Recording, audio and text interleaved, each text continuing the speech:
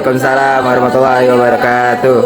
Kami dari kelompok 3 hari ini akan mempresentasikan tugas fikih tentang Al-Hakim, Al-Hukm, Mahkum Bih, Mahkum Alaihi, dan Al-Qaidul Al-Khamsah. Ketua kelompok, saya sebagai selaku moderator Nabila Aulia Faza. Saya Siti Nurlaila. Saya Isna Rahayu. Saya Lari.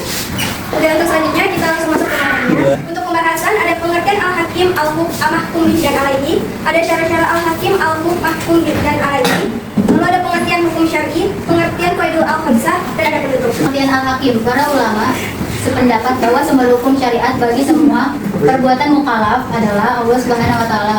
Hukum ini diberikan Allah ada katanya secara langsung berupa nas-nas yang diwahyukan kepada Rasulnya, dan ada kalanya dengan perantara dengan petunjuk yang diberikan kepada ulama mustahid untuk mengisting bahkan hukum terhadap perbuatan mukallaf.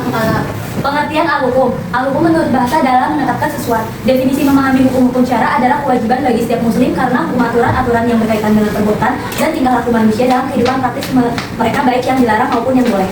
Pengertian mahkum bih yaitu perbuatan orang mukallaf yang berhubungan dengan hukum syara atau yang dibebani hukum syar'i, seperti status hukum puasa adalah wajib. Pengertian mahkum alaihi. Mahkum alaihi adalah mukallaf yang perbuatannya berhubungan dengan hukum syar'i, atau dengan kata lain orang mukallaf yang perbuatannya menjadi tempat berlakunya hukum Allah. Dinamakan mukallaf sebagai mahkum alaihi karena dialah yang dikenal hukum syara. Singkat kata yang dimaksud mahkum alaihi adalah mukallaf itu sendiri, sedang perbuatannya dinamakan mahkum bih. Cara-cara Al-Hakim, hukum yang sudah ditetapkan oleh Allah. Pembuatan hukum syariat yang sesungguhnya. Dalam duniawi, manusia berperan sebagai hakim, al-qadli, atau pengadilan. Al-hukum dan mahkum bih. Secara umum, hukum syara terbagi menjadi dua jenis utama, yaitu yang pertama hukum taklifi, tuntunan yang dibebankan kepada mukallaf atau orang yang sudah dibebani hukum syara untuk melakukan atau meninggalkan suatu perbuatan atau pilihan antara keduanya. Yang kedua, hukum wadi, hukum yang menjadikan suatu hal sebagai sebab syarat atau penghalang bagi hukum lain. Mahkum bih sebagai berikut: perbuatan itu diketahui secara sempurna dan dirinci oleh orang mukallaf, hingga suatu perintah dapat dilaksanakan secara lengkap seperti yang dikehendaki oleh Allah dan Rasulnya.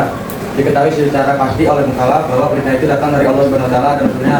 Perbuatan yang diperintahkan atau dilarang adalah berupa perbuatan yang dalam batas kemampuan manusia untuk melakukan atau meninggalkannya. Mahkum alaihi, mampu memahami kitab syar'i dan dalil-dalil hukum baik secara mandiri atau dengan bantuan orang lain, minimal sebatas memungkinkannya untuk mengamalkan isi dari ayat dan hadis. Kedua, mempunyai al-ada atas, yaitu kecakapan untuk bertindak secara hukum atau mengikuti bulan takmis.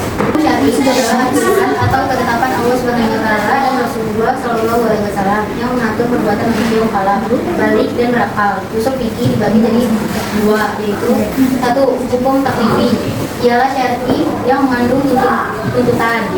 Dua, hukum wad'i adalah hukum syariat Islam yang menjadikan suatu perbuatan sebagai sebab, syarat, penghalang atau penentu keabsahan dan antara suatu hukum. Qaidul Al-Khamsah. Dalam pengertian ini ada dua terminologi yang perlu dijelaskan terlebih dahulu, yaitu qawaid dalam kata jamak dari kata kaidah dalam istilah bahasa Indonesia dikenal dengan kata kaidah yang berarti aturan atau patokan. Sekian presentasi dari kami kelompok 3 tentang pembahasan fikih yang berjudul Al-Hakim, Al-Hukum, Mahkum Bih, Mahkum Alaihi, dan tentang Qaidul Al-Khamsah. yang dimana di dalam materi tersebut juga ada hukum syar'i. Semoga bermanfaat dan maaf bila ada kekurangan atau kata yang tidak pantas dari penyampaian kami.